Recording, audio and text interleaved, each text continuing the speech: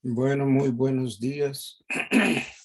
Hoy es jueves 24 de febrero y son las 10 en punto para dar entonces inicio a la clase de hoy.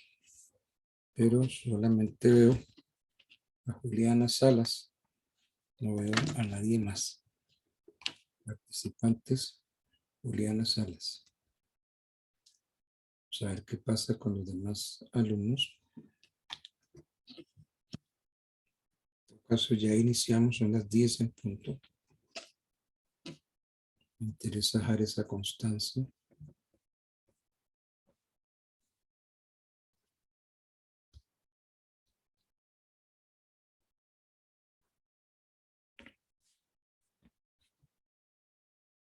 Juliana, yo no la veo su nombre.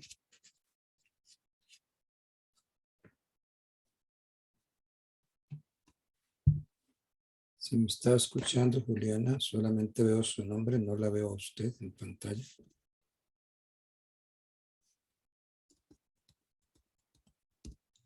Buenos días, profe. Sí, lo que pasa es que tengo un problema con la cámara. Hoy me arreglan el computador. Ya. La única juiciosa, la única que asistió a clase hasta este momento es usted. Los demás. Sí, profe, lo que pasa es que a veces el profesor de la clase anterior se extiende un poquito, entonces, Sí, pero hay que recordarle al profesor que tiene que respetar el tiempo de los demás profesores. Eso es lo que pasa, que no pensamos nunca en que yo tengo que terminar porque el otro profesor viene en camino. Pero es algo que ustedes tienen también que decirle al profesor, doctor, perdone, que ya nos vamos para la otra clase. Don Oscar Celedón. Veo el nombre suyo, pero no lo veo a usted en pantalla.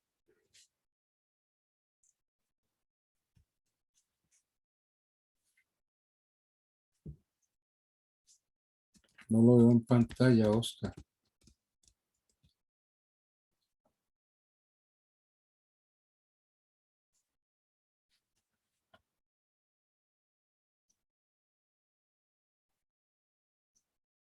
Bueno. Hay otro, Andrés Herrera.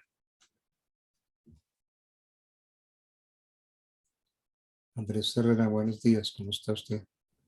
Buenos días, doctor. Bien, lo que pasa es que en la otra clase están un poco demorados y ni siquiera hemos terminado, ni siquiera como para ir a tomar alguito.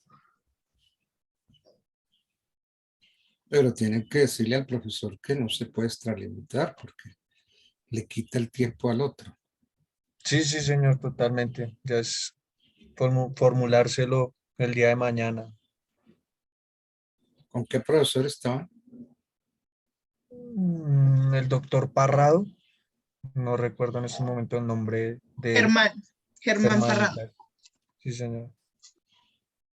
Bueno, entonces yo no sé si recordarle a través de la universidad al doctor Parrado, pues que hay que respetar el tiempo de otro profesor. Juliana Salas, tal nombre no aparece en pantalla. Oscar Celedón tampoco. Don Andrés Aguilar, lo veo en una foto así muy napoleónica. ¿Dónde está usted? ¿Por qué no se pone como dicen los españoles? Que se ponga. Ingeniero, doctor, buen día. Muy buenos días. Doctor, buenos días. Buenos días. Es que me gustaría verlos a todos Muy en buenos pantalla días. para no dictar clase a fantasmas. Mauricio Velandia, mencionado. Buenos días, profe. Buenos días. Elkin Díaz. Buen día, doctor. Buenos días. Doctor, buenos días. Muy buenos días. Quiero verlos en pantalla, hombre. Que si no, me siento como hablando con fantasmas. ¿Cierto, don Uriel? Pero abra el micrófono porque no le oigo nada. Sí, doctor, sí, tiene razón, doctor. Bueno, vamos a recordar un poco unos temas muy importantes. Quiero recordar la porción conyugal que la encontramos todos en el artículo 1230 del Código Civil. 1230 del Código Civil. ¿Qué dice el artículo 1230 del Código Civil? La porción conyugal es aquella parte del patrimonio de una persona difunta, aquella parte del patrimonio de una persona difunta que la ley asigna al cónyuge sobreviviente que carece de lo necesario para su congrua subsistencia. Entonces, la persona muere y el sobreviviente no tiene para comer. Entonces, acude a la porción conyugal. La porción conyugal es aquella parte del patrimonio de una persona difunta, o sea, del causante, que la ley asigna al cónyuge sobreviviente que carece de lo necesario para su congrua subsistencia.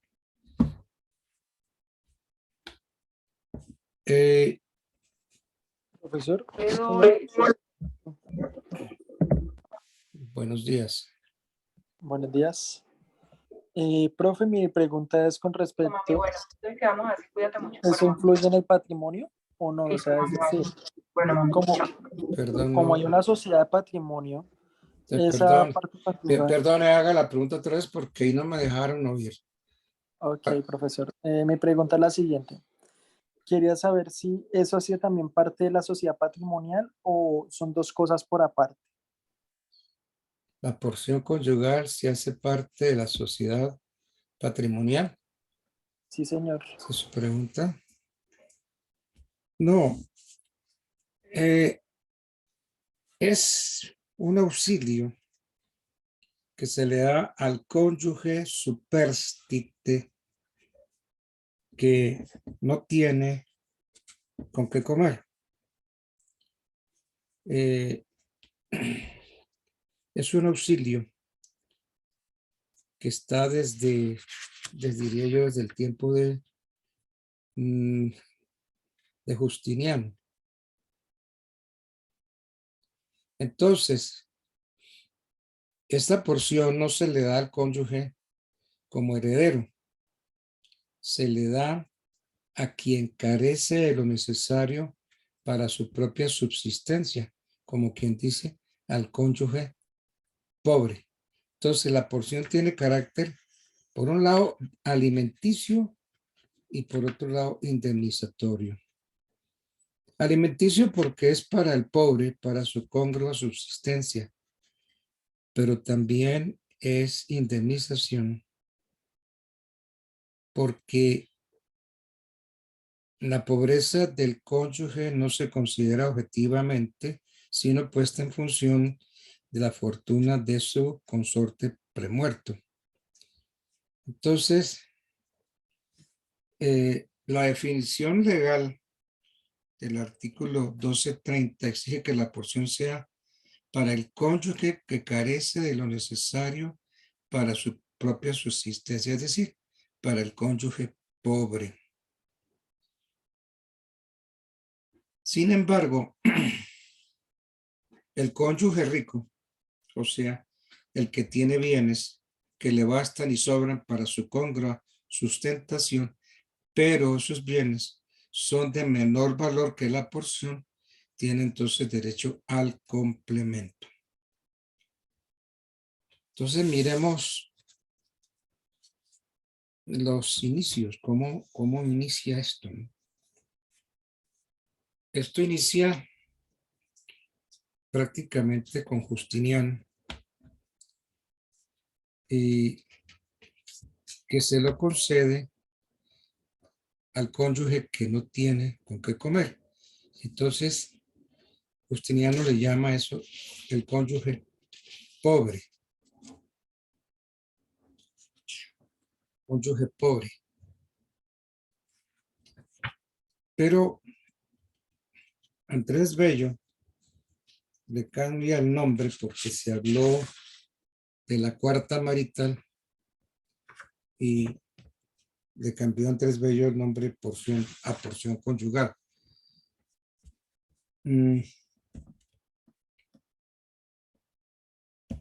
Entonces, repitiendo, la porción tiene carácter alimenticio de una parte y carácter indemnizatorio del otro. ¿Quién tiene derecho a porción? Ya lo dijimos. El cónyuge que carece de lo necesario para su congrua subsistencia, es decir, para el cónyuge pobre.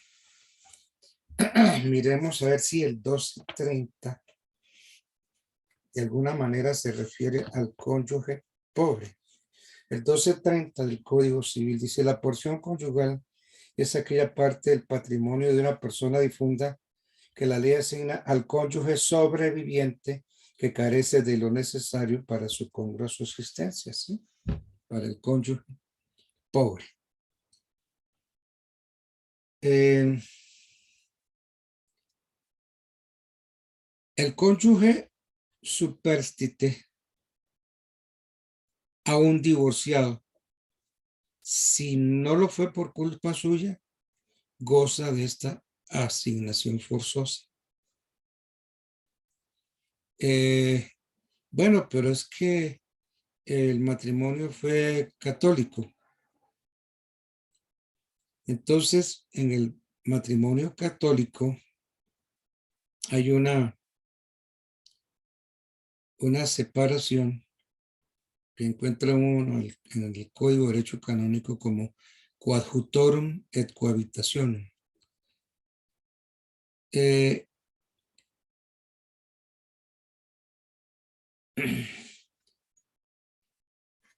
También se tiene esa del matrimonio católico, la tenemos pues en las causales de divorcio que trae el artículo 154 del Código Civil.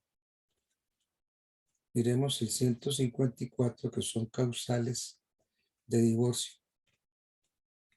¿Qué podemos esgrimir para podernos divorciar?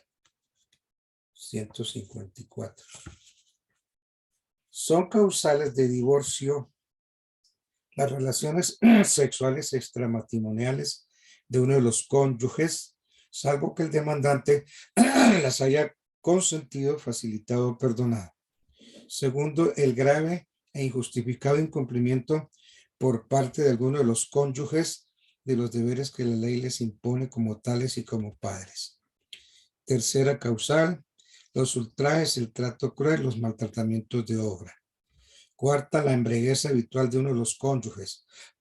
Quinto, el uso habitual de sustancias alucinógenas o estupefacientes, salvo pues la prescripción médica.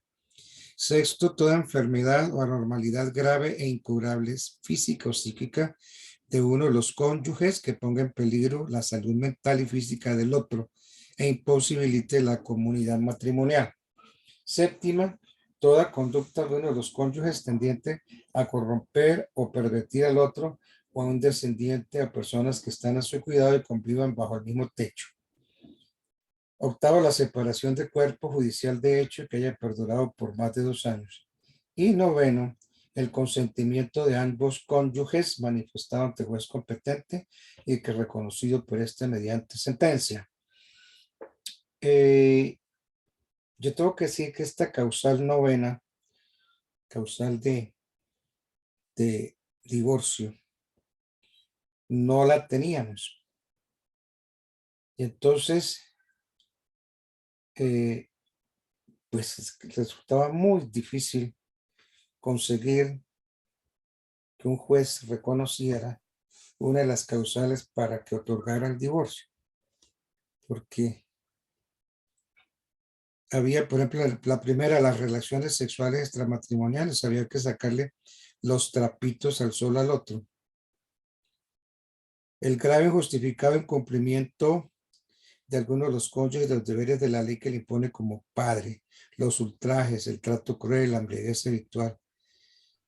Nadie quería ser demandado ni demandar por esto, hasta que entonces el legislador aceptó y dijo, no, pues entonces vamos a poner una, que es el consentimiento, mutuo consentimiento.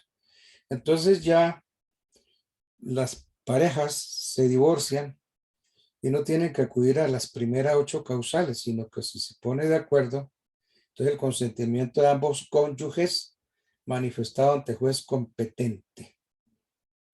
Entonces, por mutuo consentimiento, piden el divorcio. Esa es la mejor causal, la causal novena. Bueno, entonces, ¿quién tiene derecho a porción? El que no ha sido por culpa suya. ¿En qué momento se adquiere la porción? Ese derecho se entiende que existe al tiempo del fallecimiento del otro cónyuge y no caduca ni en todo ni en parte por la adquisición de bienes que posteriormente hiciere el cónyuge sobreviviente. De modo que la coerción conyugal es un auxilio que se le da al cónyuge superstite, el cónyuge sobreviviente, para su congrua subsistencia. Perdón, doctor, esa partecita de no caduca, doctor, me la repite, por favor, que no la comprendí bien. Sería, ¿a qué me refería yo? Y no caduca con la compra del bien, doctor, ¿cómo así? Tal vez está hablando de el momento en que se adquiere la porción. El derecho, yo dije, a porción conyugal se entiende al tiempo del fallecimiento del otro cónyuge, porque no tiene bienes. Sí, y dije que no caduca por la adquisición de bienes que posteriormente haga el cónyuge sobreviviente.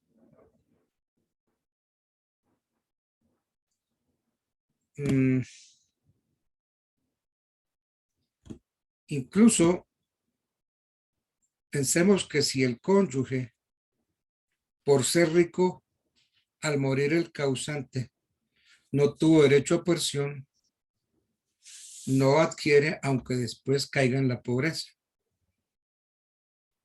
Entonces,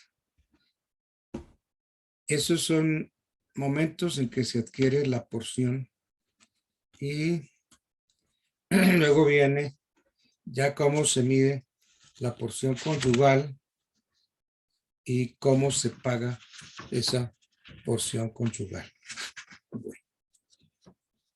Porque es que hay casos que se complican. Y si la porción no es suficiente, entonces tiene derecho a pedir porción complementaria. Yo quería solamente recordar esas cosas nada más de la porción conyugal. Quiero tocar un tema que se llama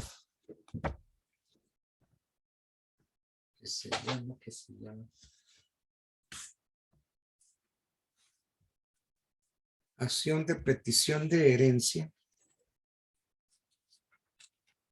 Acción de petición de herencia y la acción reivindicatoria, que tiene mucho, la una tiene mucho que ver con la otra. Esta acción de petición de herencia es muy importante y muy utilizada por los abogados litigantes. Pero hay que estudiarla bien. Al fallecer la persona, los herederos pueden encontrarse con respecto a esa universalidad que es la herencia en alguna de estas situaciones.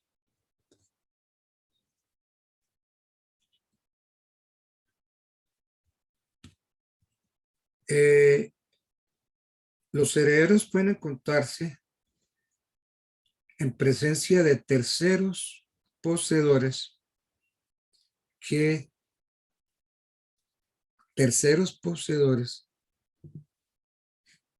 tienen los bienes como si fueran dueños. Tiene también ocurrencia ante terceros ocupantes de la herencia a título de herederos. Entonces, lo primero, los terceros se creen dueños. En la otra, los otros se creen herederos. Entonces, ante esas situaciones, el heredero puede ejercer unas acciones. En relación con la primera, de que se cree dueño, que hay un tercero que se cree dueño. Entonces hay que iniciar una acción, una petición de herencia. Esa acción de petición de herencia, lo vamos a leer. Esta acción es para que se adjudique al heredero y se le restituyan las cosas heredadas. ¿Qué dice el 1321? Veamos. 1321.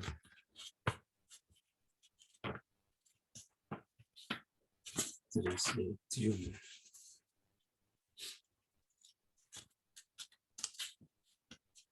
El que probare su derecho a una herencia heredero, ¿sí? Hay alguien que tiene los bienes y se considera heredero, tendrá acción para que se le adjudique la herencia y se le restituirales como incorporales, y aun aquellas de que el difunto era mero tenedor como depositario, como datario, prendario, sus dueños. Entonces, se entabla pues la acción de petición de herencia, la que tiene por objeto de los bienes en favor del demandante. El demandante debe demostrar primero su condición de heredero con mejor derecho. Este es el. Y entonces hay que tener en cuenta de unas prescripciones. Ténganlo bien claro. Expira en 10 años. Podrá oponer a esta prescripción la acción de prescripción de 5 años de dominio. Entonces, el 1321, que ya leímos, nos dijo claramente que el que ocupada por otra persona en calidad de heredero tiene las cosas hereditarias. Las incorporales, ¿cuáles serían? Los derechos. Los derechos. De petición de herencia, se traba un litigio entre herederos sobre el derecho real de herencia para que la corresponde su titularidad y ejercicio. Bien. Es la que confiere la ley al heredero de mejor derecho que ocupa otra persona que también alega título de heredero. Es una controversia que se ventila entre demandantes, responde en todo parte el título de legítimo heredero como sucesor del causante y de consiguiente alícuotas de estos.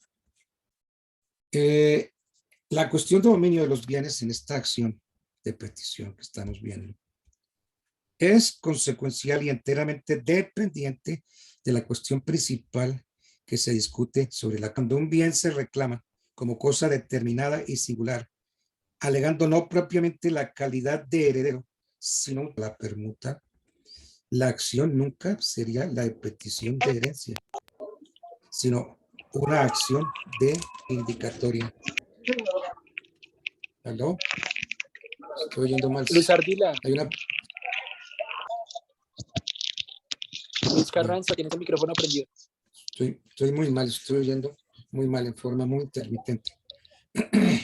De herencia tiene unas características propias, de carácter real, las características. Voy a hablar de las características.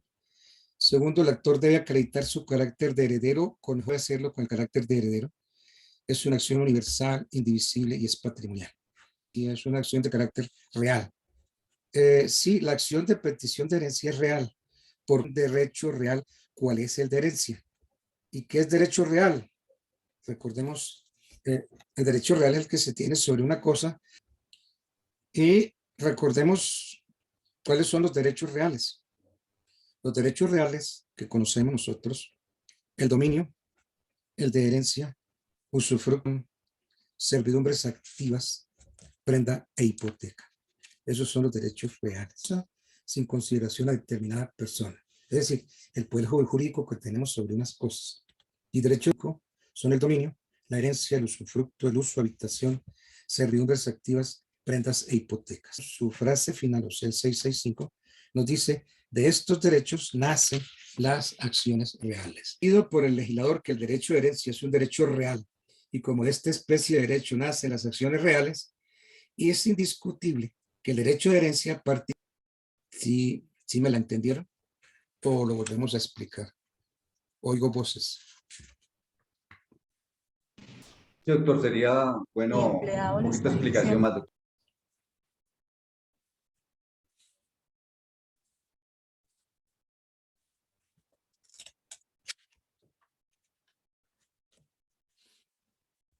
A ver, vuelvo a explicar lo de la acción de petición de herencia. Es una acción de carácter real.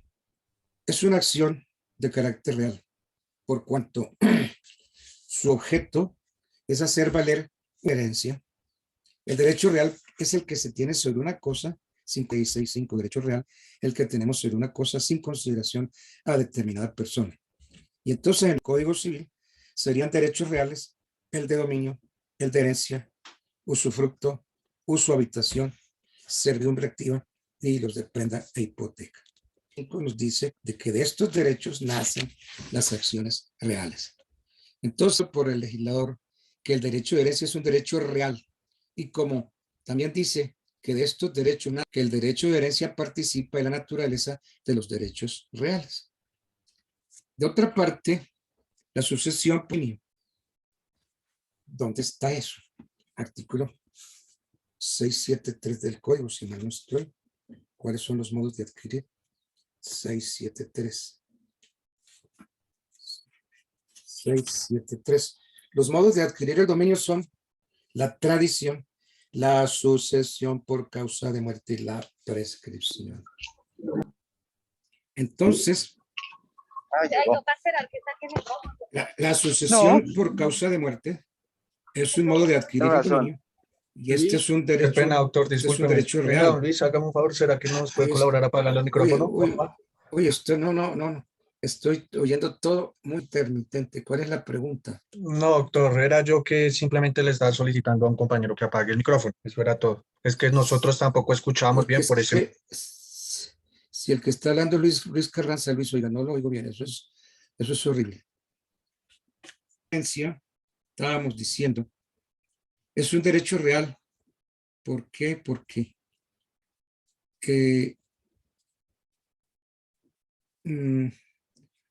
de acuerdo con el 665, todas las leyes relativas a los modos de adquirir el dominio son reales.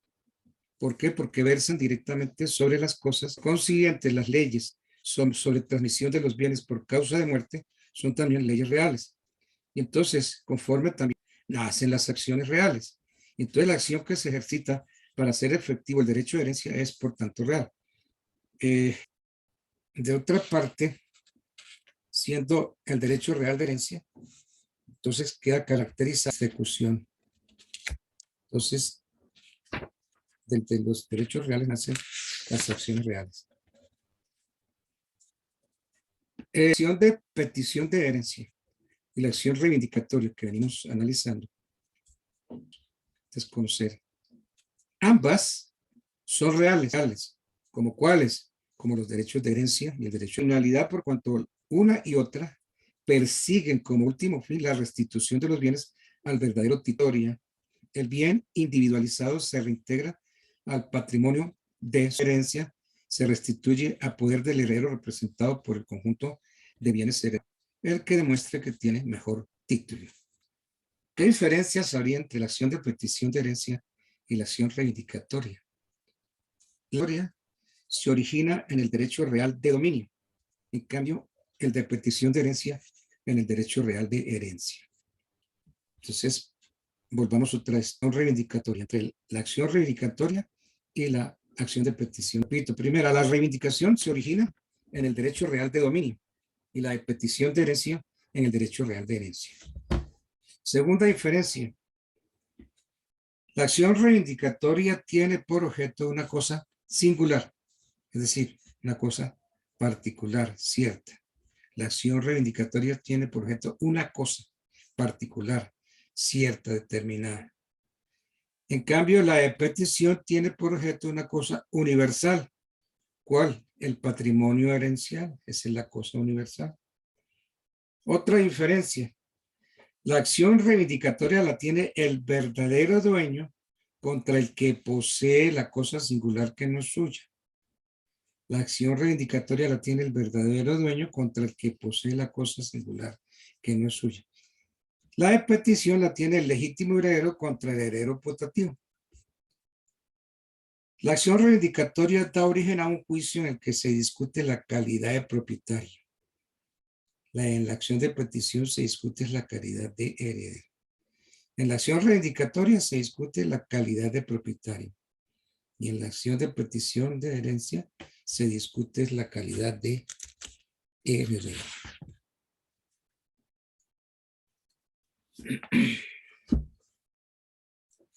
Ustedes no han visto obligaciones, ¿cierto? Sí, doctor, sí las vimos. Sí vimos obligaciones, los bienes inmuebles, bienes muebles, toda esa parte. Sí. Pero la teoría de las obligaciones todavía no, ¿no? Ah, caray. No, teoría no. Solamente la materia como tal de bienes, uno. Es que la acción reivindicatoria es propio de la teoría de las obligaciones. Tratemos de explicar un poco esa acción de reivindicatoria. Y aquí hay una acción que se llama pauliana. La acción pauliana es la misma acción revocatoria. No la reivindicatoria, sino revocatoria. La acción pauliana, a ver si la simplifico, es una acción en cabeza del acreedor que busca reconstruir el patrimonio del deudor cuando éste, de mala fe, ejecuta un acto dispositivo sobre alguno de sus bienes o derechos embargables. ¿Para qué? Para desplazarlos de su patrimonio a un tercero que disminuye sus activos en perjuicio suyo. Es decir, cuando un acreedor, cuando alguien va a demandar y el deudor se huele que lo van a demandar, entonces se insolventa, pasa los bienes a nombre de otro. Entonces la acción pauliana, ¿cuál es? Es esa acción que tiene el acreedor que busca que los bienes que salieron del deudor regresen al patrimonio del deudor. ¿Para qué? Para poderlos embargar. Esa es la acción pauliana. Hay una acción que vale la pena aclarar, que es la acción paulina. Fíjense, la una es la acción pauliana y la otra es la acción paulina. Cámbienle el nombre de acción paulina por el de privilegio paulino. Entonces, una cosa es la acción pauliana, otra cosa es el privilegio paulino. ¿Cuál es ese privilegio paulino? Es una institución de la Iglesia Católica. En el matrimonio, uno de los cónyuges se bautiza y el otro no acepta esa conversión. Entonces, yo estoy casado por la iglesia, me bautizo y yo quiero que el otro se bautice también. Entonces, ese otro no acepta la conversión. Entonces, ¿qué pasa? El cónyuge convertido puede volver a casarse. Se casó por la iglesia, impetra el privilegio paulino y dice, ninguno de los dos estaba bautizado, yo sí me bautizo, yo me convierto a la iglesia católica, pero el otro no lo acepta. Entonces, eso es causal para dar al traste con el matrimonio católico. Entonces, puede el cónyuge convertido volver a casarse. ¿Por qué? Porque interpuso el privilegio paulino y de esa manera quedó disuelto el primer matrimonio, aún habiendo sido válido para la Iglesia Católica. ¿Sí entendieron esto del privilegio paulino de la fe?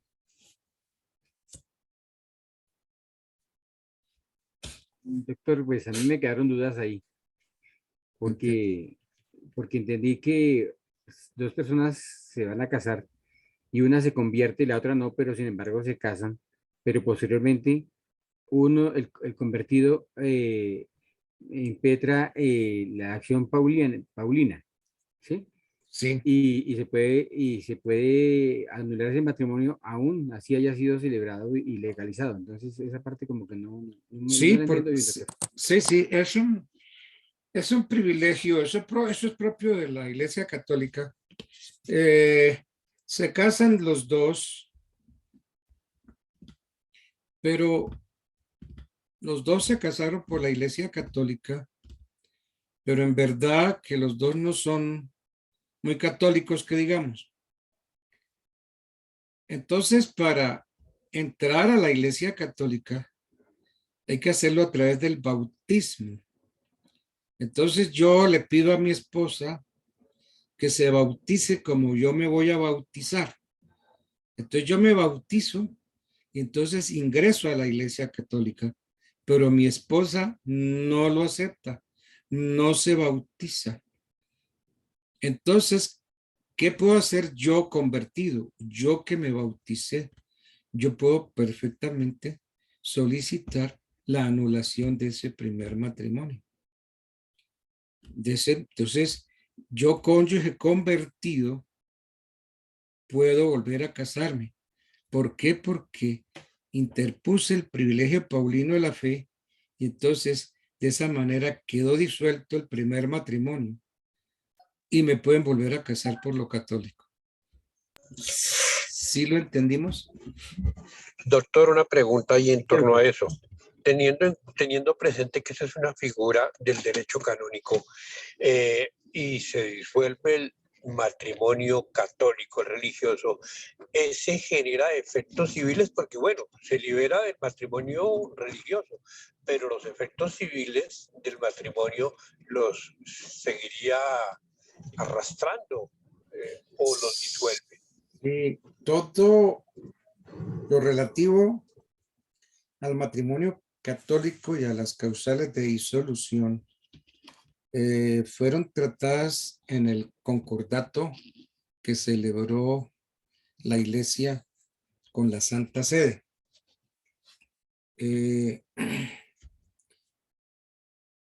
la época en que Rafael Núñez era el presidente de Colombia, él tenía su amante y tenía su matrimonio católico.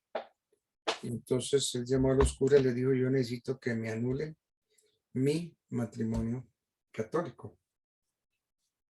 Entonces dijeron, bueno, mire, nosotros podemos llegar a anularle su matrimonio, pero vamos a celebrar entre la Santa Sede y el gobierno colombiano un concordato. Un concordato significa para los curas unión de corazones. Entonces, todo lo relativo al matrimonio, a las causas de disolución de matrimonio, todo se va a ventilar por el concordato. Incluso la validez del matrimonio la da el matrimonio, el concordato. Entonces, así se hizo.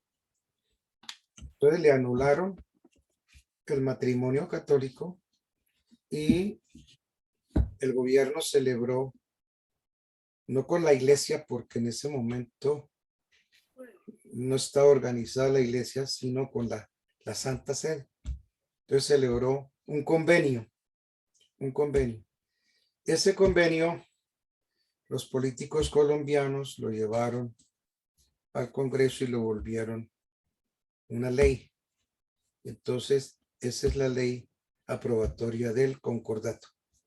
Entonces, con el concordato se acordó, primero, la validez de los matrimonios por lo católico, porque antes el único matrimonio válido era el civil.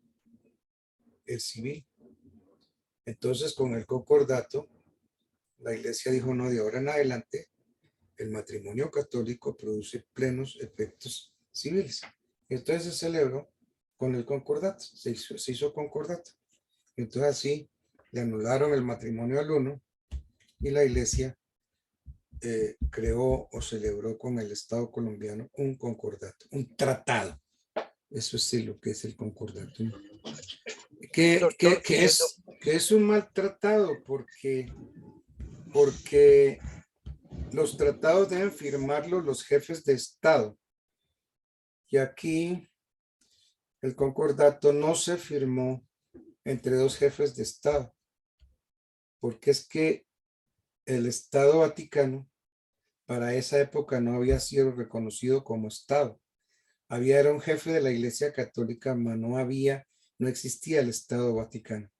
Por eso entonces ese concordato no podía ser en el fondo un tratado, porque no existía el Vaticano. Sin embargo, los políticos nuestros le dieron el carácter de, digamos, de tratado, y así quedó aceptado en nuestra legislación. Bien.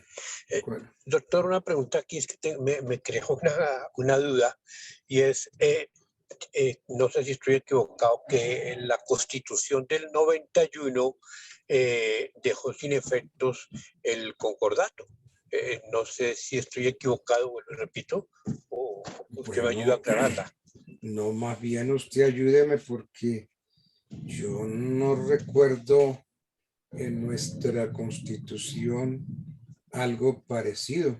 Porque, a ver, hasta donde sé yo, la Constitución pues habla de los principios fundamentales, de los derechos, las garantías y los deberes, habla de los habitantes del territorio, habla de la organización del Estado, de la rama legislativa, ejecutiva, judicial, habla de los organismos electorales, los organismos de control, de la organización territorial, y habla de la reforma de la Constitución. Pero no encuentro esto así rapidito dentro de mi cabeza, que yo tengo más o menos la Constitución así como Pero al declarar Estado laico, porque la Constitución del 91 declaró al Estado de naturaleza laica, me parece, y donde está mi confusión, bueno, tendría que averiguar más luego, como decimos, entrando por Google, averiguar los efectos del concordato frente a la Constitución del 91. Pero hay que aclarar bien en qué parte de la Constitución, porque una cosa es la Constitución y otra cosa fueron los constituyentes del 91. Entonces, a ver, ¿qué dijeron los constituyentes cuando hicieron la Constitución política del 91? Doctor, una pregunta. Sí. Doctor, buenos días. Una pregunta. Sí. Para contraer matrimonio, los contrayentes no deben tener al día que se hayan bautizado y que se hayan confirmado. Ese es uno de los requisitos principales. Sí, para contraer matrimonio católico se necesita estar bautizado, porque esa es la forma como uno entra a la Iglesia Católica. Miren que Jesús fue bautizado. Pues Jesús, el mismo Jesús fue bautizado. Entonces él establece el bautismo y él se deja bautizar para crear esa figura del bautismo como el pase para entrar a la Iglesia Católica. Y entonces, de ahí pues se habla de la acción pauliana, el privilegio pauliana, que es un privilegio de la Iglesia Católica, porque si hay una pareja casados por la Iglesia, pero resulta que el dicho que no se bautizaron, pues entonces no han entrado a la Iglesia Católica. Sin y no es embargo, válido el matrimonio porque no tienen los sacramentos. sí, no tendría validez, ¿no? Pero Y entonces por eso es que se puede volver a casar. sí, porque es que, a ver, la Iglesia les dice, bueno, bautícense. Y entonces uno acepta y el otro no. Pero resulta que ya hay un matrimonio católico. Pensemos en que hay un matrimonio católico, pero no están bautizados. Entonces, como no están bautizados, están en forma irregular. Y entonces se les dice bautícense. Y entonces uno acepta y el otro no. Entonces, el uno... Pero es que ahí es donde yo no entiendo, porque si están casados por la iglesia, pues no podían estar porque no tienen los requisitos que es el bautizo y la confirmación. Entonces, como no entiendo ahí. Ese es un privilegio que estableció la iglesia para si se llega a presentar un matrimonio católico en esas circunstancias. Porque es que... sí, en esas circunstancias. Sí, porque es que hay curas muy permisivos. Así es. Aquí en el país del Sagrado Corazón pasan muchas cosas. Pasan muchas cosas y entonces, previendo eso, de que un cura casi a 2 personas que no están bautizadas, lo primero que tiene que hacer es bautizarlos. Pero si los casó, entonces viene el problema. ¿Ese matrimonio es o no es válido? ¿Sí ven? ¿Ven el boleo? Entonces, para evitar... Profe, buenos días, profe. Volviendo al tema de petición de herencia, yo tengo una duda en ese tema porque pues ya saltamos a otro tema y quiero dejar ese tema claro. Entonces, si se da apertura a una sucesión y no se tiene en cuenta, por ejemplo, a uno de los herederos, porque no se sabe de pronto dónde está el paradero o quién sabe qué, se desapareció o bueno, quién sabe. Esa persona, si llega a aparecer dentro de los 10 años que menciona la prescripción de este tipo de acción, ¿esa persona puede reclamar esa herencia? O sea, si no se tiene en cuenta a ese hermano. Está claro que el derecho a petición de herencia, y usted lo dijo, expira en 10 años. Pero hay un caso, creo que es el artículo 766 del código. 766 del código. Que nos habla de cuando no hay justo título. El falsificado, el conferido por una persona en calidad de mandatario, el que adolece de un vicio de nulidad como la enajenación, el meramente putativo. Entonces estos son títulos que no serían justos. Entonces, si hay alguien que no fue incluido en una sucesión, esa es la pregunta suya, ¿cierto? Sí, señor. Entonces, se discute la calidad de heredero, ¿cierto? O sea, que él puede aparecer a los 9 años, por ejemplo, digamos que invocando esta acción de petición y sí, pues antes de que se cumplan como tal los 10 años de prescripción que dice la opción, para que se le devuelvan los bienes o eso se declara nulidad de testamento o eso cómo se, pues Sí, en caso tal de que de pronto esos pues herederos ya se haya repartido los bienes y esos herederos ya hayan vendido los bienes y pues ya hayan, digamos que, enajenado todo lo que heredaron. sí, entonces tiene derecho a pedir que los bienes que salieron vuelvan otra vez al patrimonio del causante para poder meterlos en la sucesión. Entonces, estamos ante el derecho de petición de herencia, pero tenemos que hay una prescripción de 10 años. Y esos 10 años se pueden convertir en 5 años.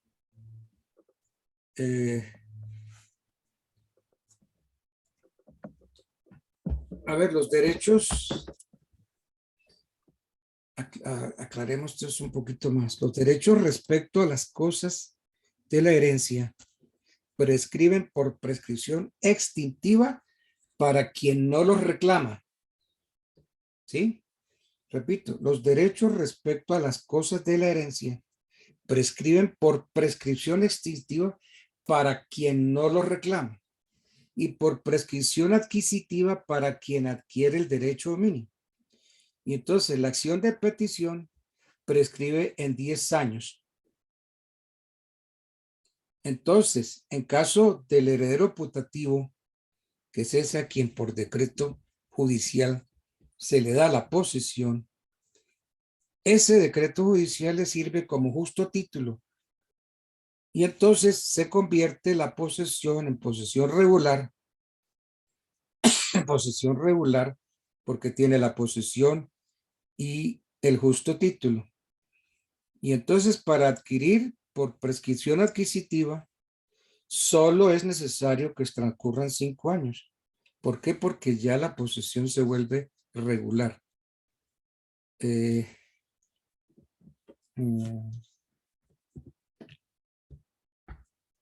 Yo no sé si le quedó claro eso. Ahora,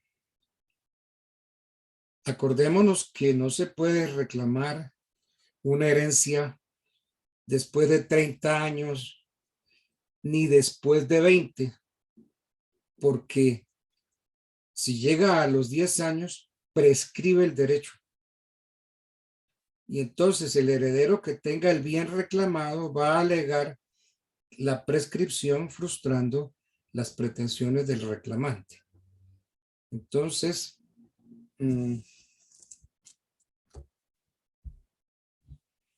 a ver, yo repito esta idea.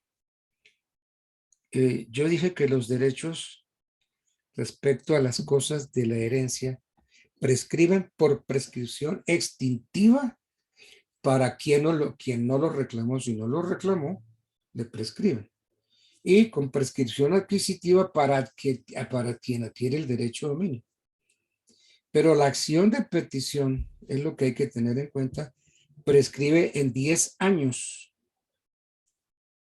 Pero hay casos en que por sentencia se le da la posesión o se le reconoce la posesión a alguien. Entonces, al reconocerle la posesión, la sentencia sirve de justo título y entonces se convierte la posesión en posesión regular. Y al convertirse en posesión regular, solo necesitamos 5 años. Yo no sé si esto quedó como claro. Bueno, ¿yo en qué estaba? Porque es que me puse a hablar de todas estas cosas. Yo venía así hablando de las características de la acción de petición de herencia y dije que era de carácter real porque el 665 nos dice que la acción de petición de herencia es real por cuanto su objeto es hacer valer un derecho real. ¿Y cuál es el derecho real? El de herencia. ¿Y qué es derecho real? El 665 nos dice que derecho real es el que tenemos sobre una cosa sin consideración a determinada persona. Y recordemos cuáles son los derechos reales: dominio, herencia, usufructo, uso, habitación, servidumbre, prenda e hipoteca. Y también que de estos derechos nacen las acciones reales. Entonces llegué a una conclusión. Como el legislador estableció que el derecho de herencia es un derecho real. Y Doctor, discúlpeme una pregunta. ¿La posesión se puede incluir como un derecho real sobre un ordenamiento jurídico? ¿Y cómo se puede manejar eso? el derecho de herencia es el que es un derecho real. No, cierto, pero la posesión como tal, ¿cómo se puede manejar No, en el ordenamiento jurídico como un derecho real o no se maneja? no, porque es que la posesión no es derecho. Métase eso en la cabeza. La posesión no es derecho. La posesión es un hecho. Un hecho que la ley protege. Porque al proteger la posesión, de alguna manera protegemos la propiedad. Entonces, pues yo estoy hablando del derecho de herencia, que es un derecho real. La posesión, no, la posesión no es derecho. La posesión, si se quiere, es un hecho. ¿Ustedes no vieron la posesión? Ustedes tuvieron que haber visto la posesión en qué sé yo, en la teoría general. Sí vieron, tuvieron que haber visto posesión. Lo que pasa, doctor, sí, pero lo que pasa es que a uno, como vemos tan rápido, nos quedan vacíos, doctor, y esto es parte de los vacíos. Y gracias por explicarnos.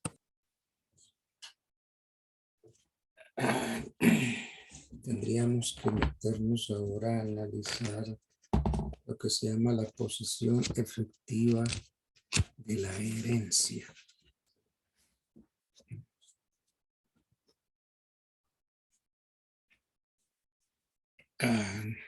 Bueno, metámonos, como dice el que va a iniciar el discurso, no venía preparado. La posesión tiene varios significados. En un sentido general, en un sentido ordinario, la posesión es ese hecho por el cual una persona aprende materialmente una cosa, pero la aprende con ánimo de señor y dueño. Es decir, me considero yo dueño y no le reconozco derechos a nadie. En sentido general, en sentido especial y concretamente para la sucesión por causa de muerte, hay dos especies de posesión: la posesión legal de la herencia y la llamada posesión efectiva. La posesión legal,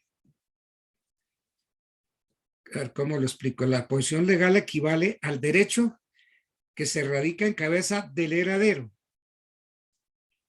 Es una ficción porque se le considera poseedor sin solución de continuidad. La posesión efectiva de la herencia, tengo que anticipar que esto ya está derogado, la confería el juez mediante decreto una vez que aprobaba la diligencia de inventarios, avalúos inventarios.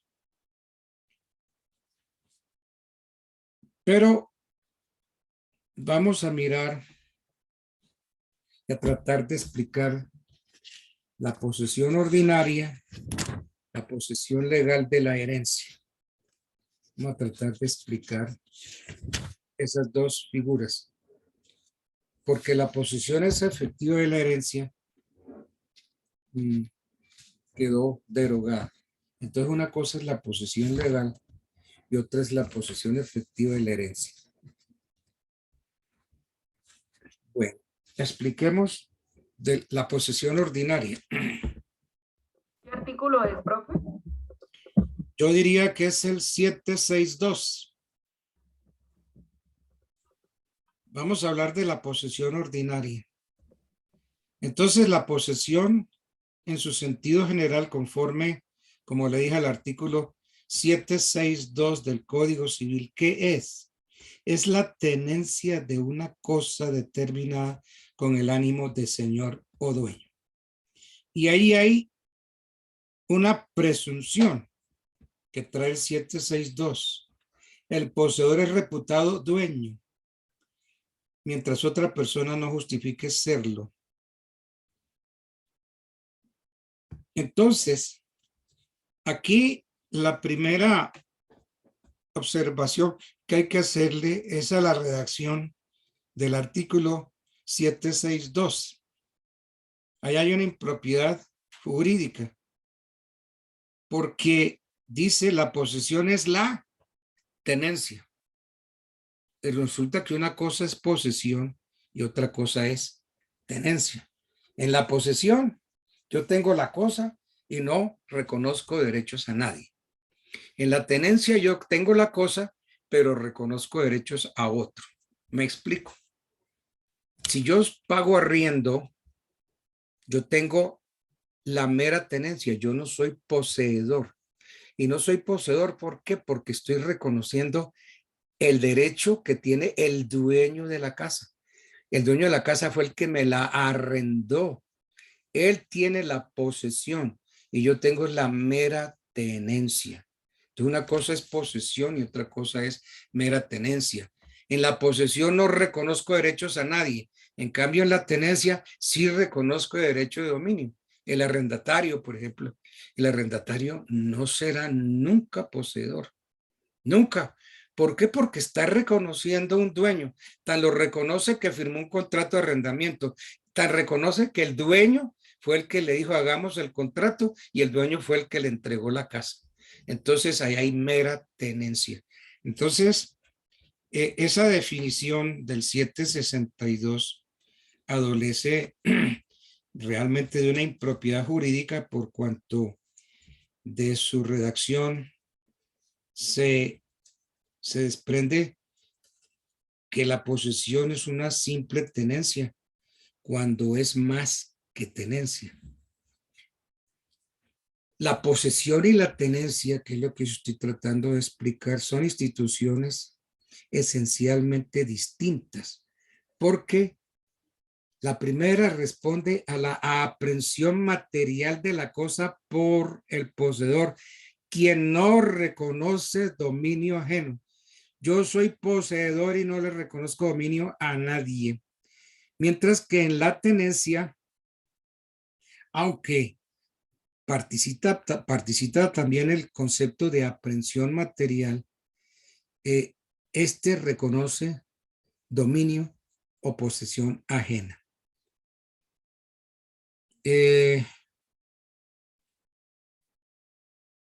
Entonces hay que tener en la posesión presente que la posesión tiene dos elementos, el corpus y el ánimos. Si yo tengo el corpus, ¿qué es el corpus? Es el hecho material, la cosa, la aprehensión. Entonces yo tengo la cosa, el corpus, y el ánimos es ese estado anímico que me hace sentir dueño y no reconocerle derechos a nadie. Entonces el corpus es la parte material y el ánimos es la parte psíquica que me hace sentir como dueño y que no le reconozco derechos a nadie. Esa sería entonces la posesión ordinaria. Sí, dígame. Una preguntita, doctor. Bueno, por ejemplo, en el caso del artículo 762, donde el poseedor, donde la posesión es la tenencia de una cosa determinada con ánimo de señor y dueño, pero en el parágrafo segundo dice, el poseedor es reputado dueño mientras otra persona no justifique serlo. Para los casos de herencia, cuando hay un bien en manos de un heredero por mucho tiempo y este se reputa dueño, pero luego aparecen los otros herederos, bueno, y ha entrado pues en las condiciones que entra a una posesión con, digamos, ha entrado libre, tranquila y pacíficamente a ejercerlo porque sus padres lo dejaron entrar a ese bien, pero como aparecen los otros que van a reclamar parte de esa propiedad, pues ahí ya esa posesión se rompe, no es factible. ¿O qué pasa ahí, doctor? Pero a ver, es que yo puedo tener la posesión. Entonces ejerzo actos de señor y dueño sobre la cosa y me considero dueño. Pero todavía no soy dueño. Entonces el problema es que si aparecen otros, entonces ya el asunto se complica, porque ahí ninguno ha demandado, ninguno se inició en el proceso de pertenencia, porque si yo tengo la posesión y reúno los requisitos, inicio un proceso de pertenencia. ¿Qué hago con el proceso de pertenencia? Busco una sentencia, un título. Y entonces ese título, esa sentencia, tengo que llevarla a una notaría, protocolizarla. ¿Para qué? Para poder registrar la sentencia en la oficina de registro de instrumentos públicos. Entonces la sentencia la vuelvo escritura pública y esa escritura pública es la que registro. ¿Para qué? Para que opere la tradición. Entonces ahí el problema es que ninguno ha iniciado el proceso de pertenencia. Entonces todos tienen como el mismo derecho de iniciar el proceso de pertenencia. Entonces quien inicia el proceso de pertenencia primero es el que puede llegar a ser propietario. ¿Cierto? Yo no sé si esa es la inquietud. Pero sí, pero entonces sí, siendo un bien que está dentro de los bienes de herencia, esa persona o ese heredero lo puede reclamar si cumple con los requisitos y hace el proceso de pertenencia en su debido momento. Sí, puede iniciar el proceso de pertenencia. ¿No? Es que el problema está en la definición del código que dice que es la tenencia. Y entonces son también donde dice que el poseedor es reputado dueño mientras otra persona no justifica hacerlo. Claro, ahí se establece una presunción que admite prueba en contrario. No es una presunción legal de derecho, es una presunción legal. Ustedes saben que las presunciones son legales y de derecho. Las presunciones de derecho no admiten prueba en contrario. En cambio, las presunciones legales admiten prueba en contrario. Entonces, si yo soy poseedor, se presume que soy propietario, pero alguien puede llegar a demostrarme que no soy propietario y me tumba la posesión. Esa sería la posesión ordinaria, que según el 762, que usted lo acaba de decir, pero de una forma equivocada dice que es la tenencia de una cosa determinada con ánimo de señor y dueño. Y el poseedor es reputado dueño mientras otra persona no justifique serlo. Esa es la posesión ordinaria. Que yo había empezado a explicar esas tres instituciones de la posesión. La posesión ordinaria, la posesión legal de la herencia, exacto. Entonces. Perfecto, doctor. Perfecto, gracias. Pasemos a ver la posesión legal de la herencia. Profesor, pero si ese, por ejemplo, son dos hijos y uno de esos hijos vive en el único bien que dejó el padre y la madre. Sí. O sea, él no puede, digamos, que declararse señor y dueño. Ya al otro hermano le tocaría ya demostrar, porque si no sería, pues, estaría defraudando al otro heredero, al otro hermano, o sea, sin beneficencia del otro. Porque Sí, también vemos mucho esos disfraces de donaciones, porque a veces uno de los padres o ya el que queda vivo le dona al hijo en vida una propiedad y es la única propiedad que tenían esos padres. Entonces, y la hace simular como una compraventa, como una venta de la casa. Eso tampoco se puede, porque no, ya se comenzaría, si no estoy mal, un proceso de simulación, en donde se demuestra que ese negocio nunca fue una venta, nunca cumplió exacto. con los requisitos de la venta. Simulado. Y el hijo que dejaron por fuera, este podría reclamar esa herencia demandando la nulidad de esa venta, porque eso nunca fue una venta. Y eso pasa muchísimo, muchísimo. Que Sí. padres donan los bienes en vida para no dejarle al otro, pero eso no se puede. Eso no se puede. Pero De si acuerdo, pasan 2 pues, años y el otro no se pellizca, sí se puede. bueno, se le inicia el proceso, ¿no? Bueno, pero yo estaba explicando de la posición ordinaria, me iba a meter en la posición legal de la herencia. Tratemos de aclarar esto porque de pronto... Profe, qué pena. ¿Qué artículos son del Código Civil? A ver, el primero, el 762. Gracias, profe. Y hablando de la posesión de la herencia, yo diría que es busquémoslo, que es el 783.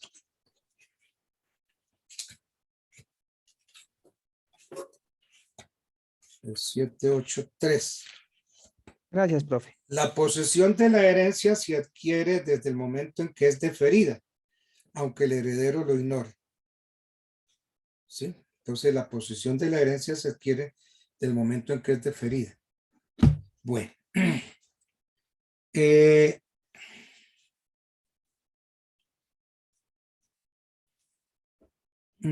En Francia, echémonos más para atrás.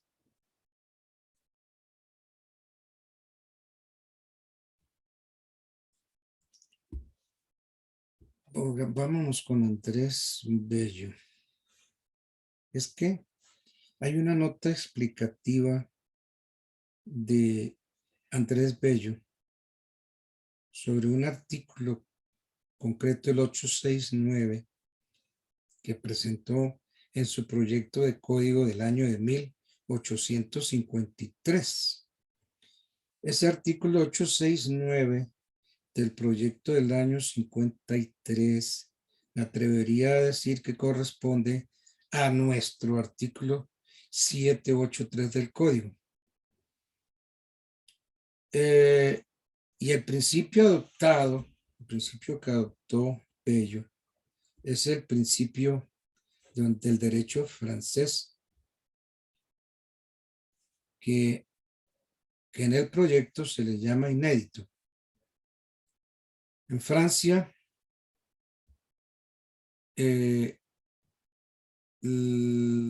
la doctrina se ocupó de todo esto mucho antes del Código de Napoleón.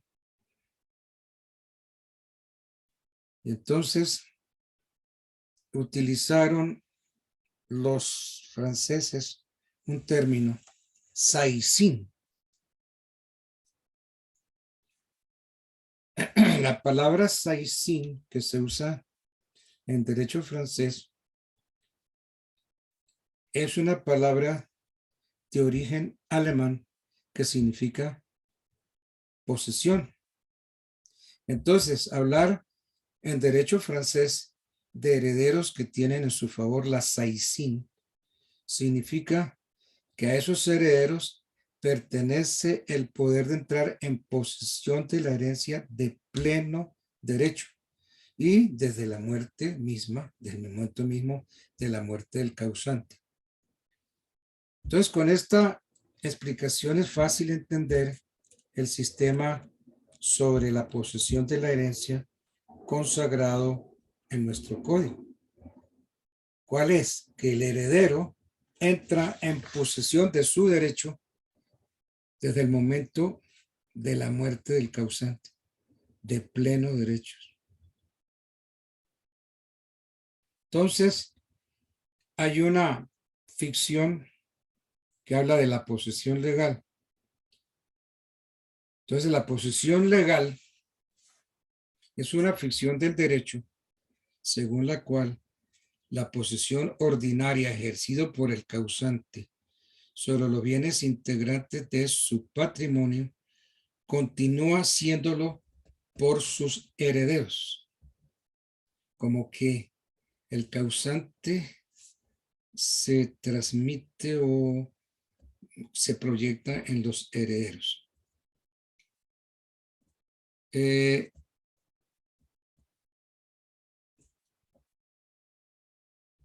La posesión según el 783, la posesión de la herencia, se adquiere según el código del momento en que es deferida, es decir, el momento en que se llaman a las personas y se les pregunta si aceptan o no aceptan.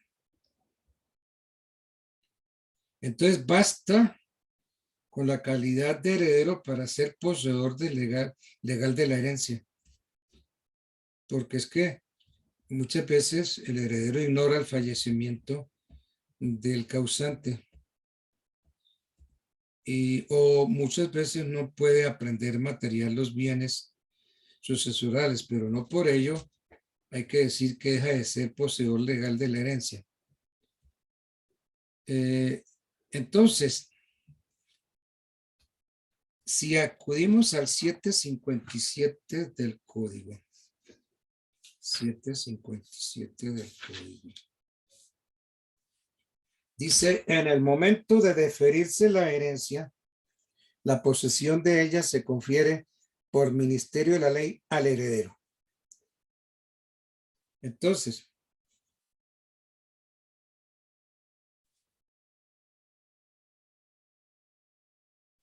de acuerdo con el 783, la posesión de la herencia se adquiere desde el momento en que es deferida. No se necesita la aprehensión material. Basta simplemente con tener la calidad de heredero para ser poseedor legal de la herencia.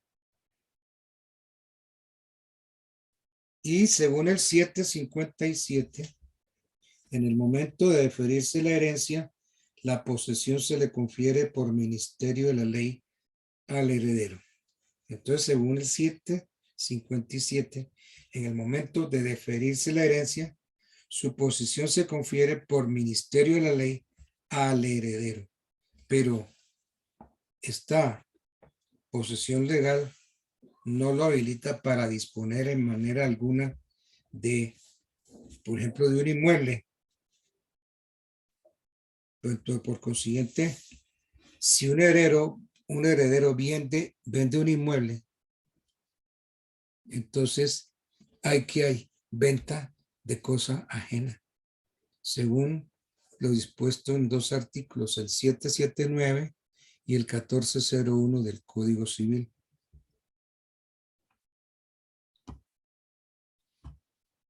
Bueno, pero yo estaba hablando de la saisine francesa. La saisine en el derecho francés tiene alcances distintos a los de nuestra posesión legal, por cuanto da origen a tres consecuencias fundamentales. Primera, entraña la transmisión ipso iure al heredero, sin necesidad de que intervenga una autoridad judicial. Segunda, el heredero no solo adquiere los derechos hereditarios, sino también la posesión. Y tercero, que el heredero está obligado personalmente al pago de las deudas hereditarias. Entonces, eso sería la posesión legal. ¿Cuáles serían los efectos de la posesión?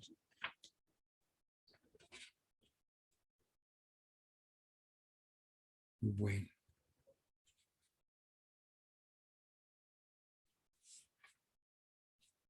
El poseedor heredero, el heredero poseedor es de la herencia, la recibe tal y como la tenía el causante.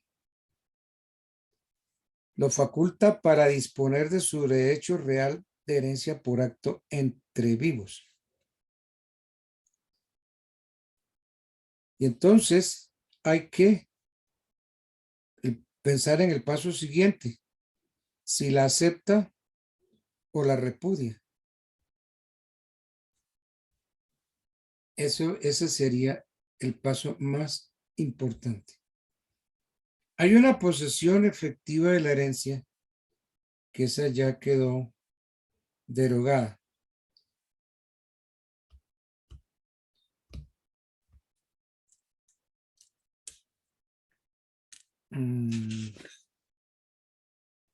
Es que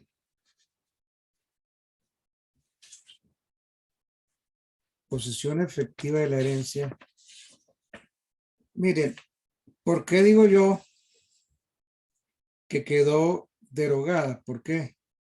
Porque el artículo 626, inciso C, del Código General del Proceso, de manera perentoria derogó los numerales primero y segundo del artículo 757 del Código Civil. Entonces, de esta manera, la institución de la posesión efectiva de la herencia desapareció de nuestro derecho privado. Entonces, la posesión efectiva quedó derogada por el artículo 626, inciso C del Código General del Proceso. Miremos a ver si yo tengo aquí artículo 626, que ya es, si no es el último artículo, será de los últimos artículos del Código General. 626, derogaciones. Deróguense las siguientes disposiciones. A partir de la promulgación de esta ley quedan derogados los artículos 126 y 128. Y la expresión a recibir declaración de los testigos quedó también todo eso derogado. Y están todas las derogatorias que trae el Código General del Proceso. Entonces,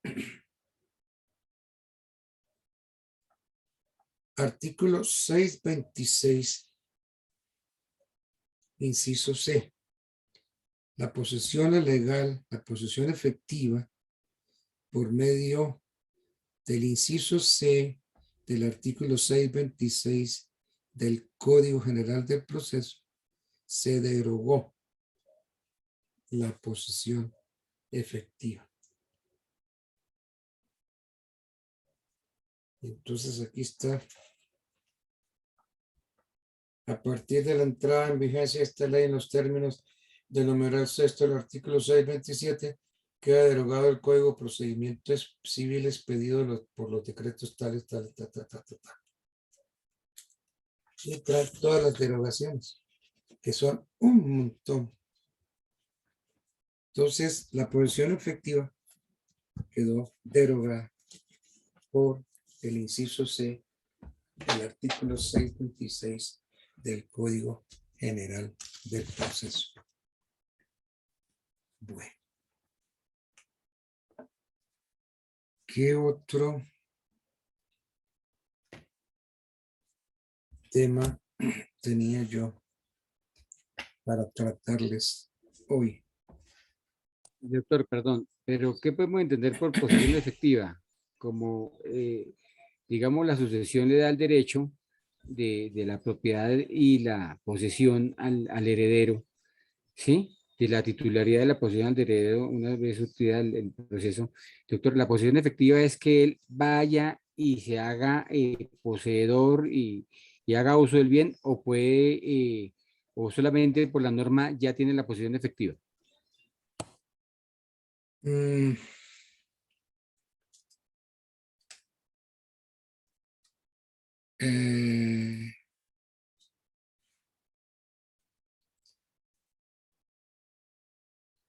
La posesión efectiva tenía por finalidad servir de medio para conservar la historia de la propiedad raíz, lo cual se conseguía mediante el registro del decreto que la otorgaba en la Oficina de Registro de Instrumentos Públicos. Esa posesión efectiva sirve para presumir de buena fe a quien adquiere el bien que ha sido objeto de la decisión judicial, y igualmente quien adquiere un bien que es poseído por un heredero previo decreto de posesión efectiva de la herencia, al presumírsele poseedor de buena fe, lo beneficia entonces la inscripción ordinaria en el saneamiento del título. Entonces, a diferencia de la posesión legal, la posesión efectiva se otorgaba al heredero por medio de una providencia judicial. Y entonces el acto judicial por el cual se confería la posesión efectiva a quien alegaba tal derecho, no se le reconocía la calidad de heredero, por cuanto quien probara un mejor derecho era quien gozaba de esa facultad. Pero ya les digo que la posesión efectiva quedó totalmente derogada. Entonces no hay posesión efectiva en nuestro código. Perfecto, doctor. Bueno. Iniciemos un tema importante: la apertura de la sucesión y la delación de la herencia.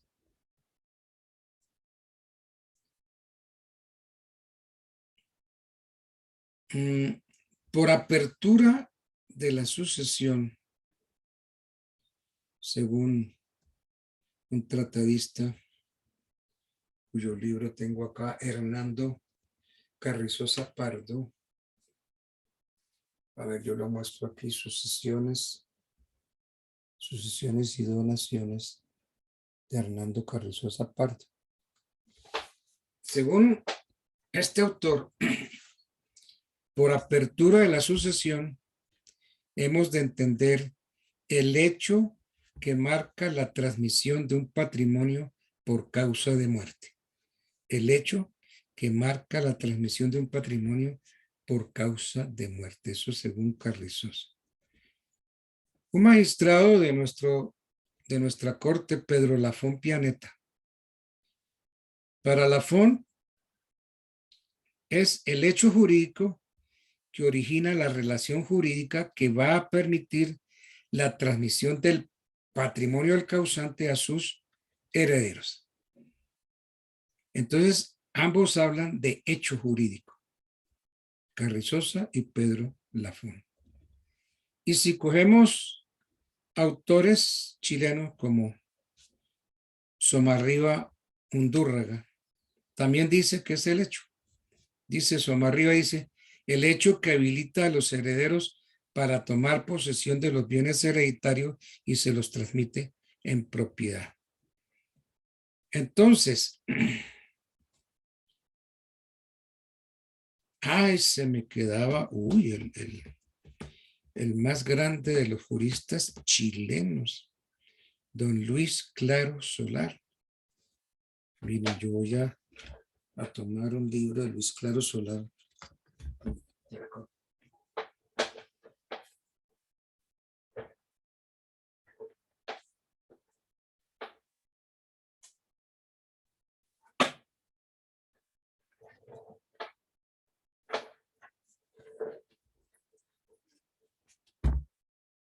Don Luis Claro Solar quizás fue el mejor jurista que tuvo Chile.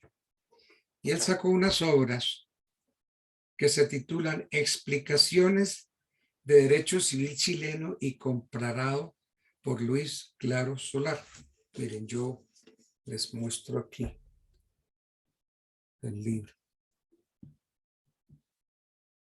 Este libro es de Luis Claro Solar. explicaciones de derecho civil y comparado. Entonces, afirma don Luis Claro Solar que abrir una sucesión es dar lugar al nacimiento de los derechos que se confieren por ley o por testamento derivados de una sucesión, y que solo a partir de ese momento los asignatarios pueden hacer valer tales derechos. Entonces concluye Luis Claro Solar. Es entonces la muerte del causante el hecho fundamental que conduce a la transmisión de su patrimonio a los herederos. Y en este momento, en razón de la transmisión, se opera una especie de consolidación del activo y del pasivo bruto sucesoral que permite al heredero determinar cuál es el monto de sus derechos económicos en la sucesión del causante y cuál es el valor de las obligaciones que debe responder en caso de que la acepte. Entonces, ¿la apertura qué es? La apertura de la sucesión es un hecho jurídico consecuente al fallecimiento del causante, justificativo de la transmisión de su patrimonio a los herederos. Entonces, de conformidad con el 10.12 del Código Civil nuestro, la sucesión en los bienes de una persona se abre al momento de su muerte.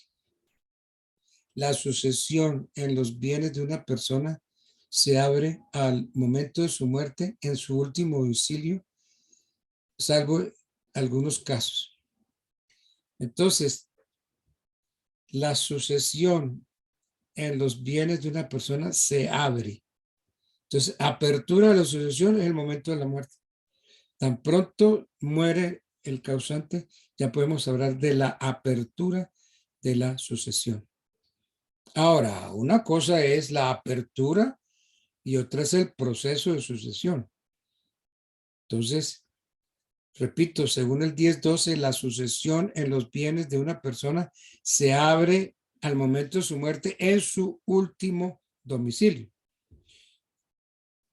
No se debe confundir la apertura de la sucesión con la apertura del juicio de sucesión o el proceso de sucesión.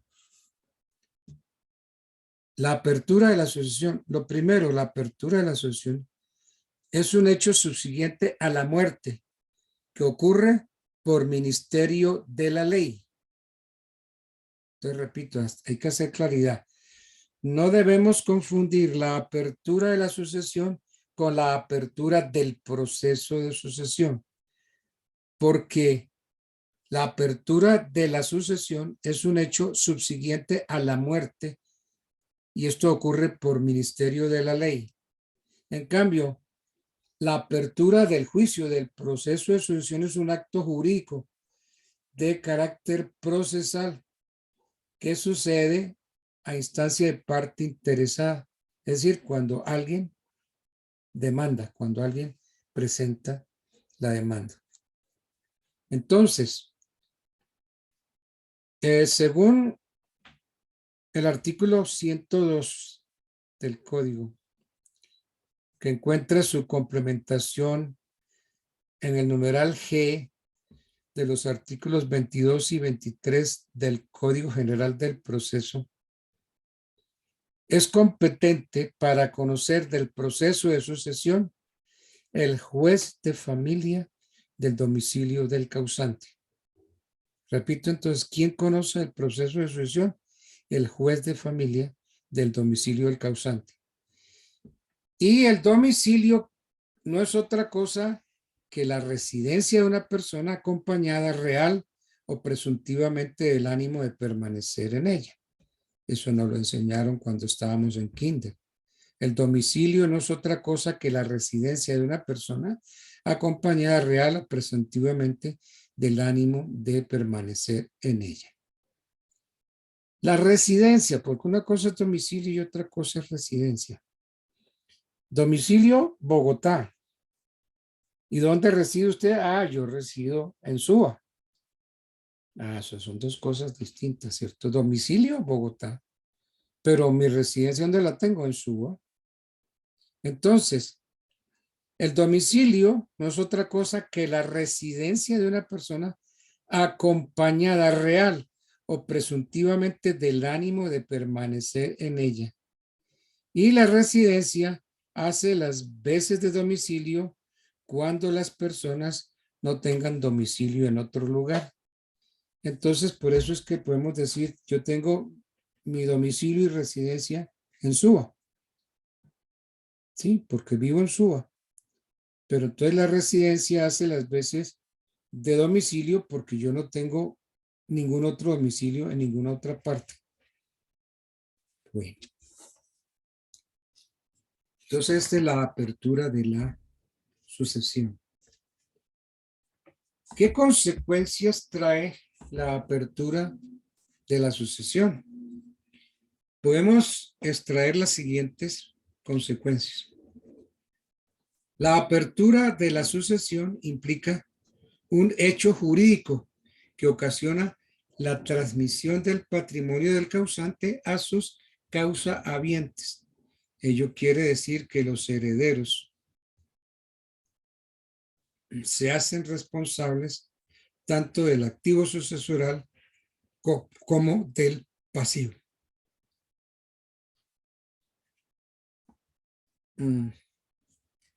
Sí.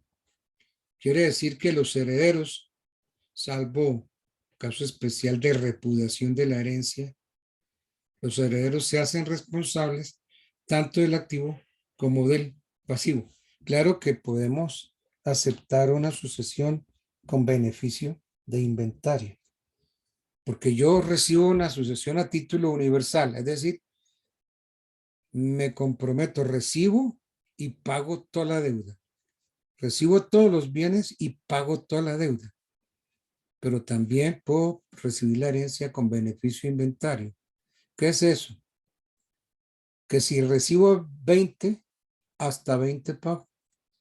No me meto la mano al drill para pagar más de los 20 que me dejó mi heredero, mi causante.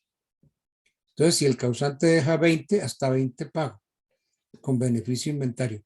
Pero si la recibo a título universal, si el heredero deja 20 en bienes, pero deudas por 100, yo tengo que meterme la mano al drill, al bolsillo para pagar todas las deudas que dejó el causante. Segunda consecuencia de la apertura de la sucesión, que los herederos y legatarios suceden al causante a partir del momento de su fallecimiento, con excepción de los casos de asignaciones hechas bajo condición suspensiva. El derecho solo se causa a partir del cumplimiento de la condición. Ustedes estudiaron la condición. Es un hecho futuro e incierto del cual depende el cumplimiento o no de una obligación. Eso es condición. Entonces, suspensiva, si mientras el hecho no se cumple, la adquisición del derecho está en suspenso. Y resolutoria, si se cumple, la condición del derecho se hace efectiva. Entonces, miren lo que yo digo, pónganle cabeza. Para mí, la condición siempre será suspensiva. Suspensiva, siempre será suspensiva. ¿Por qué? Porque mientras el hecho no se cumpla, se mantiene en suspenso la adquisición del derecho. Entonces, se llama resolutoria cuando en el momento en que se cumple, se hace efectivo. Pero la resolutoria es un mero instante. Se cumplió el hecho del cual dependía. Si se cumplió en ese mismo instante, se vuelve resolutoria. Pero mientras tanto está en suspenso. Porque aún en la misma condición resolutoria, está en suspenso el hecho que la define. Entonces, la condición siempre será suspensiva. para mí. Bueno. Bueno, ya faltan 10 minutos para las 12. Entonces, dejemos aquí el tema de las consecuencias que trae la apertura de la sucesión para continuar mañana viernes 25 de febrero. Mañana viernes 25 de febrero. Y entonces, ¿qué tenemos? Viernes 25, sábado 26, domingo 28,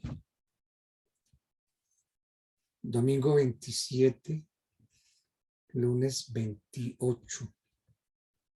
Entonces, el lunes 28 es presencial. El lunes 28 de febrero presencial.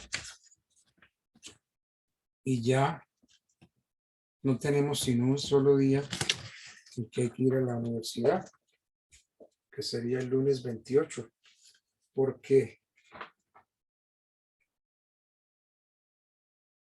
ya el martes primero, sí, a ver, lunes 28 de febrero, y sería el martes, sería el 1 de marzo. Entonces, viernes 25, sábado 26, domingo 27. El último día de febrero es lunes, es presencial. Y el primer día de marzo, martes, es presencial. Presencial significa estar presentes en la clase. Entonces, tenemos 2 días presenciales, lunes y martes. Por consiguiente, todos estos que ven las clases desde la casa acostados, hombre, la clase es presencial. 2 días, lunes y martes. Bueno, entonces quedamos así para mañana. Disculpa, una pregunta. Sí. Profe, de los documentos que tú tienes de los cuales nos das las clases, ¿será que tú no los puedes compartir para poder repasar mejor? Ay, yo tengo todo esto. Es que yo extraigo. Yo leo, por ejemplo, a Carrizosa Pardo y saco de ahí mis conclusiones. Que leo a Luis Claro Solar. Entonces yo leo y saco de ahí mis conclusiones. Entonces tendría que estarles prestando los libros en los cuales yo estudio. Y hay un peligro ahí, porque estas obras de Luis Claro Solar son difíciles de conseguir, muy difíciles. Y hace como 2 años, por ahí encontré quién las vendía, pero me pedía 5 millones por los libros. Entonces, hay libros, no sé por qué los libros de derecho son tan caros. Estos libros de Luis Claro Solar, ya les digo, hace 2 años, me pedían por la obra completa 5 millones. Y yo tengo la obra completa. Y el que me la vendía era como fotocopia de los libros originales que yo tengo, que son estos que yo tengo. Ese de donaciones y sucesiones, ¿de quién es, profe? Hay sucesiones y donaciones. Ese que mostró ahorita, sí, ese. Sucesiones y donaciones. Lo que pasa es que este es un libro que hay que leerlo como bien, porque ya en muchas cosas está derogados y en otras no. Esas son las sucesiones y donaciones de Hernando Carrizosa Pardo. Estos libros de sucesiones y donaciones es un estudio que él hizo sobre el libro 3º del Código Civil. Muy bueno este libro de Hernando Carrizosa. porque algunas cosas están prohibidas, otras pues no. Pero si ustedes lo pueden conseguir, muy bueno, porque de ahí se sacan muchas cosas en claro. Profe, pero su merced nos podría hacer el favor de prestarnos sus notas, no necesariamente los libros. Pero no es que las notas las saco yo después de leer los libros. Y entonces... Las escanea. No, pero entonces es que yo tengo... A ver, yo cojo el libro y lo subrayo, tomo apunticos y lo subrayo. Y de ahí voy haciendo la clase. Entonces Doctor, doctor, con todo respeto, doctor, lo que pasa es que como el tema va tan rápido, doctor, hay muchas cosas que no alcanzamos a cogerlas muy bien, doctor. O de pronto, doctor, que fuéramos un poquito más despacio y fuéramos explicando un poquito más para que nosotros fuéramos asimilando mejor, doctor. ¿Me excusa la apreciación? No, usted está en su derecho de decir lo que considere necesario para un mejor desarrollo de la clase. No, aceptado. Mire, yo no soy tan cerrado. Yo acepto comentarios, acepto críticas. Por ejemplo, usted me dice que vaya un poco más lento, reposado, ¿no? Como dicen en Italia. Como profundizando un poquito más en cada tema y explicándolo un poquito mejor, doctor, como para asimilarlo más. Piano, piano, chi va piano, va lontano, dicen en Italia. Piano, piano, va lontano. El que va poco a poco llega lejos. Bueno, vamos a hacerla un poco más, como más reposadita, sin más despacio. Doctor Edgardo, Señor. De pronto, lo que no sé si el compañero Uriel, lo que podríamos desarrollar como para darle una mejor dinámica, consideraría yo, es hacer algunas preguntas puntuales. Yo observo que el profesor pues va de una manera muy despacio, claro, entre ellos también se puede observar que necesita avanzar. Pero no sé, doctor, si en medio de cada explicación podamos hacer como especie de unas preguntas. Un ejemplo.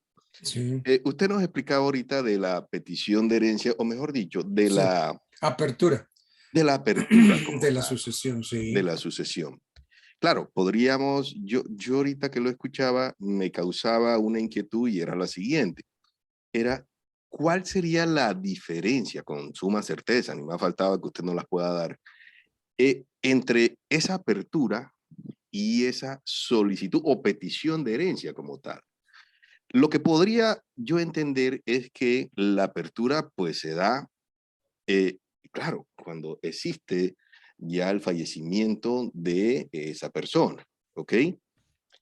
Podríamos estar hablando de una apertura como tal o necesariamente esa apertura tendríamos que llevarla a cabo en medio de algún proceso de familia, o eso es a lo que le vamos a llamar petición de herencia cuando nos encontremos precisamente ante un juzgado, ¿cierto? Sí, es que... tomemos, mire. ¿Qué dice el artículo 10.12 del Código Civil? Si tú tienes 10.12, por favor, léemelo. Claro que sí. Regáleme un segundo, por favor.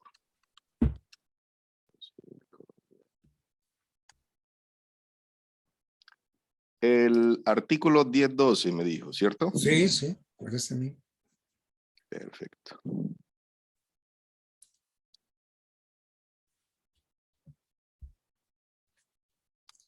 Un segundo, profesor. Aquí ya lo ubico. Aquí está. Artículo 10.12. Apertura de la sucesión. La sucesión en los bienes de una persona se abre al momento de su muerte en su último domicilio, salvo casos expresamente exceptuados. La sucesión se regla por la ley del domicilio en que se abre, salvas las excepciones legales. Perfecto. Entonces, ¿qué nos dice el código? Que tan pronto muere la persona, se abre la sucesión. Entonces, yo por eso les dije, ¿qué dijo Carrizosa Pardo? ¿Qué dijo Pedro Lafón Peneta? ¿Qué dijo Somarriba Undurraga? Y les dije, los tres dicen que es un hecho. Es que sí. Si no se tienen en cuenta mis explicaciones, nos volvemos locos con los artículos. Yo les dije, miren, Carrizosa, Lafón y Somarriba, los tres hablan de hechos. Hecho. Carrizosa, apertura de sucesión. ¿Qué entiende Carrizosa? El hecho que marca la transmisión de un patrimonio por causa de muerte. Eso dice Carrizosa. Y todos coinciden en que es un hecho. Pedro Lafón Pianeta, magistrado de la Corte. Hecho jurídico que origina la relación jurídica que va a permitir la transmisión del patrimonio del causante a sus herederos. Y Manuel Somarriba, el hecho que habilita a los herederos para tomar posesión de los bienes que se les transmiten. Entonces, de conformidad con estos tres conceptos que son hechos, el de Carrizosa, el de Lafón y Somarriba, entonces llegamos a una conclusión. Entonces, ¿la muerte qué es? La muerte es el hecho fundamental que conduce a la transmisión del patrimonio a los herederos. Y entonces así se hace la transmisión. Y entonces, de esa manera se le pasa el activo y se le pasa el pasivo al heredero. Entonces, ¿qué entendemos por apertura? Entonces, ese es hecho jurídico por medio del cual se le transmiten al causante, al heredero, todos los bienes del patrimonio del causante, del de cuyos. Bueno, entonces es una cosa, es la apertura. Y otra cosa es lo que dije yo, el juicio de sucesión. Entonces no debemos confundir la apertura de la sucesión con la apertura del proceso. ¿Ok? Ok, profesor, ya me queda mucho más claro ese aspecto. Porque lo uno es por ley, el otro es un acto volitivo. Se abre por mandato de la ley y el proceso es cuando yo presento la demanda de sucesión. ¿Y ante quién? Ante el juez de familia del domicilio del causante.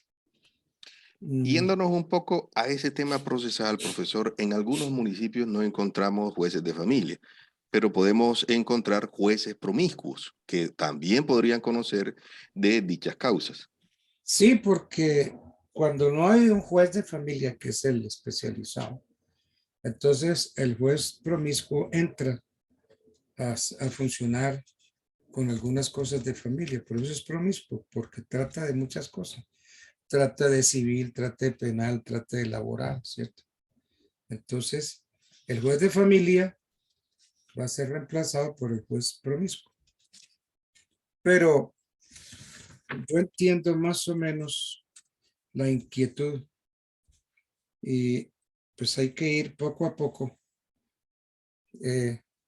Las observaciones que yo saco, por eso yo digo de dónde salen, es que yo no oculto mi origen. Les dije, según Carrizosa, según Pedro Lafón, según Somarriba, y se me quedó otra tintera, le dije, y según Luis Claro Solar. Yo siempre digo de dónde tomo mi información, que eso no lo hacen los profesores, ¿no? Los profesores nunca revelan la fuente de su información. Profe, una preguntita, qué pena contigo. En cuanto a lo que Arturo mencionaba de la apertura de la sucesión, ¿qué pasa si, por ejemplo, son 4 hermanos y 2 de ellos no quieren darle la apertura a la sucesión? Pues se les dio la oportunidad, se abrió la sucesión y hay una legitimación por activa y una legitimación por activa. ¿Quiénes pueden iniciar la sucesión? Todos los que se crean con derecho a abrirla. ¿Y quiénes pueden participar en la sucesión? Todos los que se crean con derecho. Entonces, si yo abro un proceso de sucesión, lo abro y en la sucesión relaciono a mis hermanos y ellos no se hacen presentes en ese proceso, pues la culpa es de ellos, ¿no? Y entonces allí se va a hacer un reparto de bienes, una partición de bienes, y si ellos no se presentan, se pierden esa partición. Y grave, porque es que en la partición vienen y me dan a mí, por ejemplo, una casa, y yo vengo y hago todas las de la ley, la sentencia, la vuelvo a escritura pública, y la escritura pública la llevo a registro, de modo que en el registro figuro yo como dueño. Si yo vengo y vendí. ¿Y qué puede hacer mi hermano que no se hizo parte en el proceso? Puede decir que lo engañé, que se hizo la sucesión a espaldas de él, ¿no? Igual para eso se colocan los edictos, ¿no, profesor? Claro. Entonces, si yo hice un proceso... Pero ese hermano que no quiso abrir la apertura, hacer la apertura, él no pierde derecho de herencia, ¿o sí? Sí, que no quiso, porque lo grave es que yo haga el proceso y que no lo mencione, eso sí. Porque... O sea, a él decir no quiero abrir la apertura de la sucesión, ¿él está repudiando la sucesión? Pues se puede decir que repudia, de cierta manera se podría reconocer. Y si la repudia, pues acrecientan los demás, ¿no? Pero lo importante es que en el proceso se mencione, se digan quiénes son todos los herederos. Y ahí sí. Entonces se inició el proceso, se les notificó, Uriel habla de los edictos emplazatorios, y si ya yo no quiero acudir al proceso, ya es mi responsabilidad. Y si en una casita muy linda se la dieron a uno de mis hermanos y ya él es dueño por el proceso de sucesión, la puede vender, y si la vendió, la plata es de él. Y ahí sí ya no tengo nada que hacer. ¿Por qué? Porque de cierta manera yo repudié mi derecho de herencia. Y al repudiarlo, los hermanos míos acrecientan. De modo Perfecto, profe. Esa era la duda. Sí, o sea, que se tiene que aguantar con lo que le den. Claro, porque todo eso depende del partidor, ¿no? Del partidor, el que hace la partición. Claro que pues como todo, ¿no? A veces los partidores son influenciados y entonces hacen una partición un poquito medio torticera, ¿no? De modo que... Y se presta para muchas cosas. Tremendo. Bueno, entonces viene la hora del ácido. Ha sido un placer haber estado con ustedes. Y entonces, si Dios nos dispone otra cosa, mañana es viernes 25. Entonces, por este mismo canal, por estas mismas emisoras y horas nos veremos. ¿Ok? Doctor, muchas gracias. Profesor, muchas gracias. Muy buen día, doctor. Bueno, lo mismo, que descansen, que les vaya muy bien. Gracias, doctor. Gracias, profe. Que esté muy bien. Que Dios lo bendiga. Hasta luego. Bueno, gracias por esos buenos deseos.